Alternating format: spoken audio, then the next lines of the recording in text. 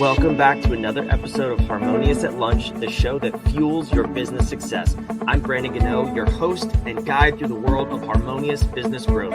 Today, we're unlocking powerful strategies with industry experts to help your business thrive. If you're a business owner, entrepreneur, or executive, you are in the right place. Join me and our incredible guests today on the journey to clarity, growth, and success. It is time to revolutionize your approach to business. Let's dive in with another episode of Harmonious at Lunch.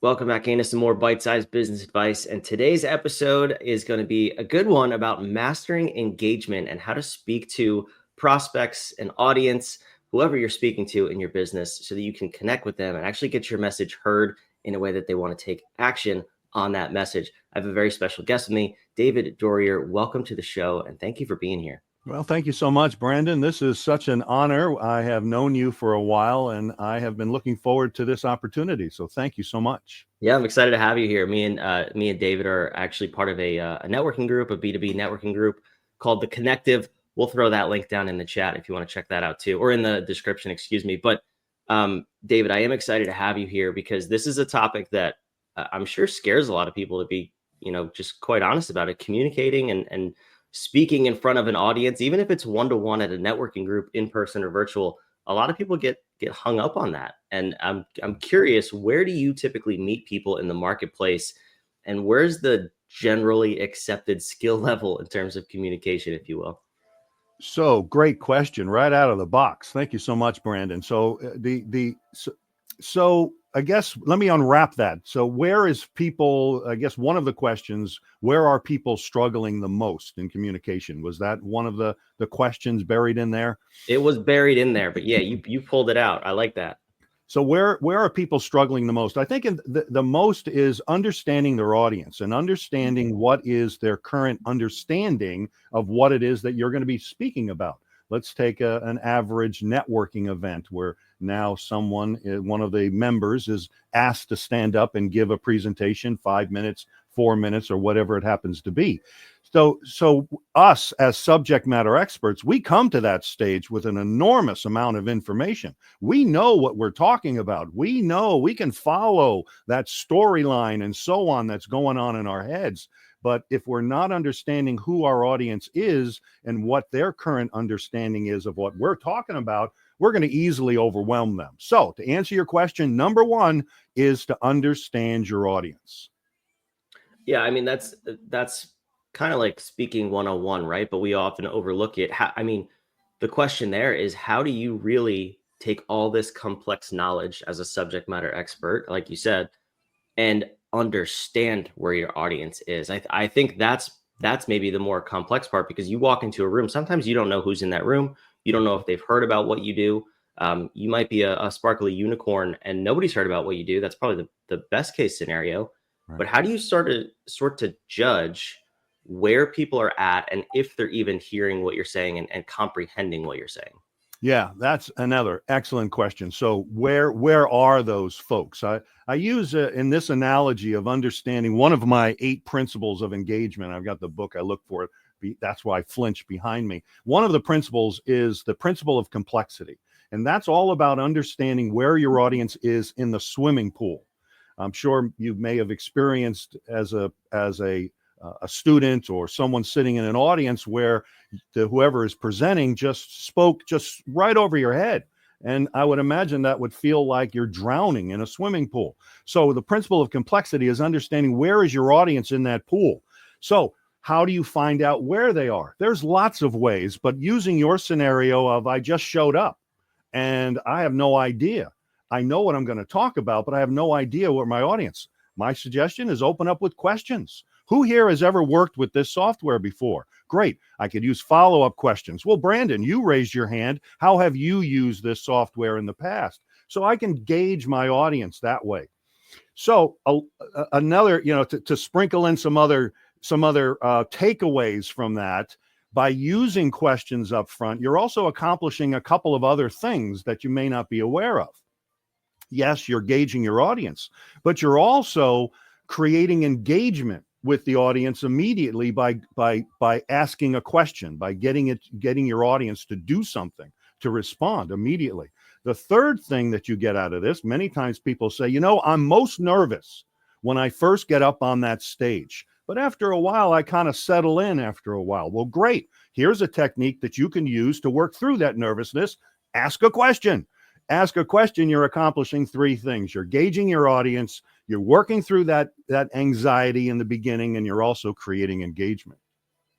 I love that. Well, let's take the other side of maybe a networking event or a networking group, and it's the one-to-one aspect, right? You go into this event, maybe it's a new room for you. I know a lot of our listeners, they engage in networking, whether it's virtual, in person, or they go to events. That can also be stressful for people. It's a little bit easier because you don't have to gauge where the whole audience is with your message, but you do have to keep that one person engaged with your conversation. What are some ways to approach those types of conversations? That's another great question. So that one-on-one of creating that engagement with that one-on-one and continuing with that engagement with that one-on-one. This is an area that I had to work at, and I'm still working at, is my networking skills. I'm not a born networker. I ended up in the business of communication through a variety of different things that have happened to me in the past, with military, radio, broadcasting, theater, ending up in corporate training. But I started my life as a shy, pimply kid on Long Island, New York, that had no desire to be up in front of people. I wanted to live in a cave for the rest of my life, but I ended up in front of people, so I got to figure this thing out. So what I do, my trick is I ask questions. I just ask a bunch of, hey, how are you doing? I see their name tag. Tell me about your human OP. What's that all about? How long have you been in this networking group? What are you looking to get out of it? I just ask questions. I'm not saying 9 times out of 10, but many times people don't ask me questions. It's all about them. So fine, you talk. And then I come away looking like a hero because, hey, he's a great guy. He listened to everything I had to say.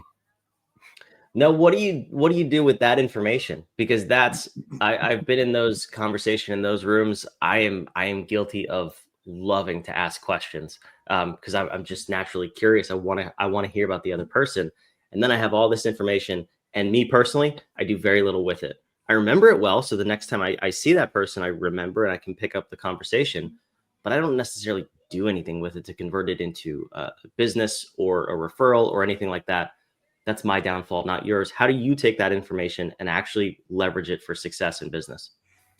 Great question. So to make sure I understand the question, now that I've had that interaction at the one-on-one, and now it's time to leave the one-on-one, what do I do with that? What do I do with that information? I definitely try to leave with a business card or an electronic business card. And let me also back up that if I find that the conversation is really sparking some it's firing off some things in my head saying, this is someone I really want to get to know, and I'd like to take some next steps in creating this relationship. Now, I'm not trying to sell them or anything, but I see that there's potential. Then I'm going to chime in and I'm going to start talking and so on. But what do I do after? So yes, definitely getting a business card, letting them know I'm going to follow up if we're not connected on LinkedIn yet. And you mentioned the connective. If this is someone that I feel would look for an opportunity to do some additional networking, I'll follow up with that information as well. So I think that, this is an area that, I struggle with. I think, like many other people, is that follow up. Okay, I sent that first email, but now what do I do? So yes, coming up with some sort of a system and process.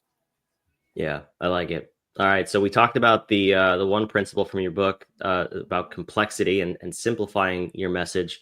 You said you had 8 principles. Why don't you pick another one or two that are just absolutely crucial for the audience to understand? Yes, great question. So the one of them would be the principle of ownership.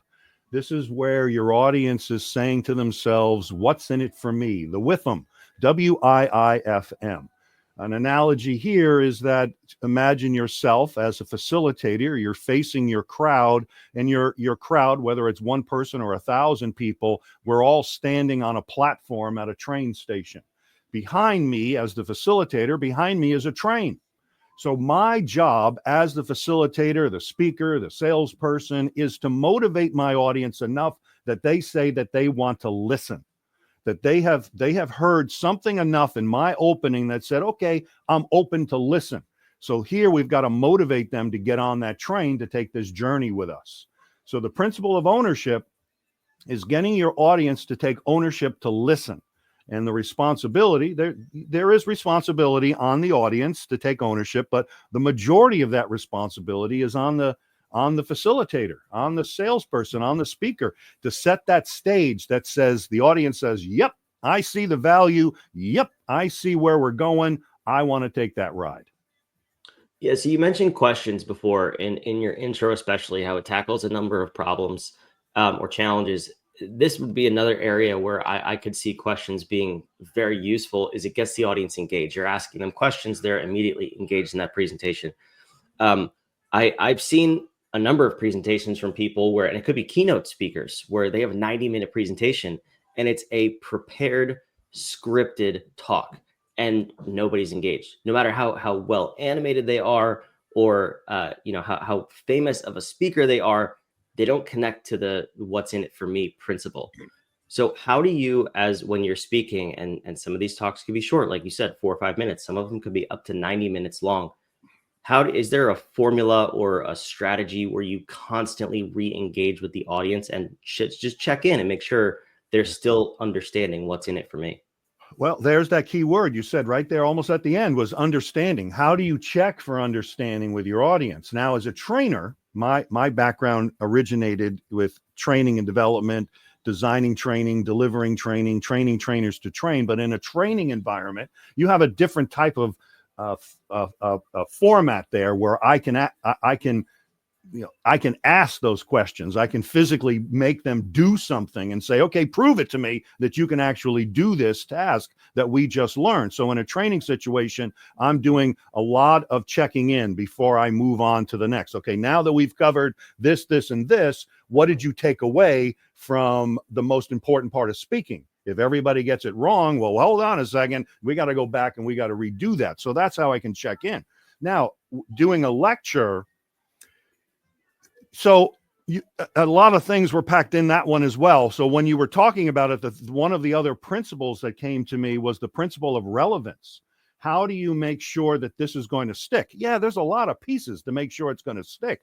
But one of them is it's got to be relevant to your audience. It's got, they need to put the connection in there. So when it comes to emotion, the other piece of it is, another one of the principles is the principle of impact. And this is where your audience is feeling that they're impacted by something. I'm throwing a lot of these principles right at you like a machine gun here. But relevance and impact is going to make it stick. Because if your audience can feel it, taste it, smell it, experience it, they're right there with you. They're in the story. I feel like if we keep talking, you're going to give away the whole book here. What was that, 3 or 4 principles now? Which is not a problem, right? I think we got 4 of them in there. I got to remind myself which ones. So so here we go. So we went through the principle of ownership, the principle of impact, the principle of complexity and relevance. Let's talk about this one. And I think I just demonstrated it. And that's the principle of repetition. Mm-hmm. And here, again, subject matter experts. We know this stuff. And a lot of times you'll hear someone speak and they just go from A to Z with no stops in between and say, okay, I'm out of here. Bye-bye, folks. But the principle of repetition, the simplest, one of the easiest ways is to put in a conclusion. Today, we talked about the number one rule when it comes to public speaking is to know your audience. Remember that swimming pool. We also talked about the principle of ownership, getting your audience to say when they say what's in it for me, they see what's in it for me. The principle of relevance and how that's important with your audience, and also the repetition. So putting in some sort of conclusion, but there's other tricks that you can also do along the way.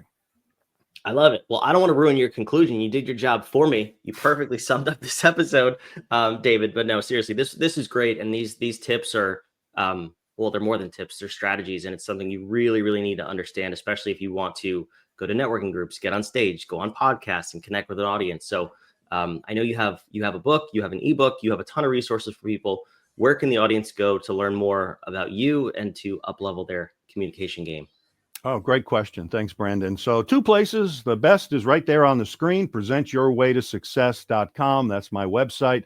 There you'll be able to find all there is to know about me and what I do and who I help and how I can help folks.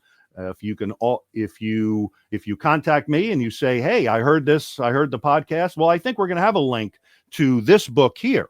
That's my giveaway is everybody gets a copy of this. Just go to the link. And the other way to find me is on LinkedIn. And most days I am posting communication tips, tricks, tidbits, communication, how to get through some communication muddy spots. I'm posting just about every day. You can find that on LinkedIn. Look for David Dorrier. I love it. David, thank you so much. Wherever you're watching and listening, all that stuff is down in the show notes below. LinkedIn, the free book, presentyourwaytosuccess.com. David, thanks for coming. Thanks. For those of you watching, listening, thank you. We'll see you on tomorrow's episode of Harmonious at Lunch. Thanks for listening to another episode of the Harmonious at Lunch podcast. Make sure you subscribe on whatever platform you're on, and we want to invite you to join us in the Small Business Success Facebook group, our private group where guests and listeners come together to grow your business. We want impact-driven entrepreneurs who are ready to go to the next level in this group so we can all share ideas, collaborate, and grow our businesses together. Go to whatif.com/group, and we want to invite you to join today. See you on the next episode of Harmonious at Lunch.